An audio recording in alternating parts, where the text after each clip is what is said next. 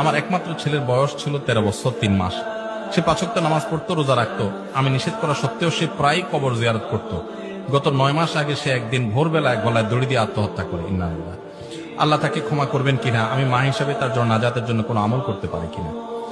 আহা, এই অভাগিনী মা, তার জন্য আমরা দোয়া করি। আর তার প্রশ্ন উত্তর দিচ্ছি মা আপনার, যে আপনার ছেলে যখন এরকম টেন্ডেন্সি দেখা গেছে যে তার মন মানসিকতা খারাপ, মুভমেন্ট খারাপ, আত্মহত্যার ভয় হতে পারে, এটা অনেক সময় মানসিক রোগ থেকে হয় মানুষের মধ্যে। যদি এরকম হয় তাহলে সেক্ষেত্রে অভিভাবকদের উচিত ভালো সাইকিয়াট্রিস্ট, ভালো সাইকোলজিস্ট দেখানো, ভালো কোনো আলেমকে দেখানো, কাউন্সিলিং করা এবং তার ট্রিটমেন্ট করা, এটা করা উচিত।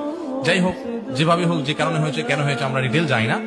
মূল কথা হলো যে আত্মহত্যা করে মারা গেলে তার জন্য দোয়া করা যাবে কিনা। উত্তর হলো ডেফিনেটলি দোয়া করা যাবে, আরো বেশি করে দোয়া করতে হবে। কারণ আত্মহত্যা করে মারা যাওয়ার কারণে সে জাহান্নামী হয়, কিন্তু সে তো বেঈমান হয়ে যায় নাই।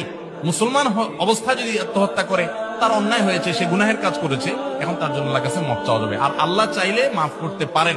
সে শিরক করে মরে নাই, শিরক করে যদি মরে তাহলে আল্লাহ মাফ করবেন না। এটা আল্লাহ তাআলা যদিও শাস্তি দিবেন ঘোষণা দিয়েছেন। আবার এখান থেকে এটা কেউ বুঝিয়েন না যে তাহলে আত্মহত্যা বোধহয় খুব সাধারণ জিনিস। আত্মহত্যা করা কাবিরা গুনাহ, এরকম কাবিরা গুনাহ হাদিসে আছে চিরকাল জাহান্নামে থাকবে, এরকমও আছে। অবশ্য সেই হাদিসের ব্যাখ্যা বেশিরভাগ মুহাদ্দিসরা বলেছেন যে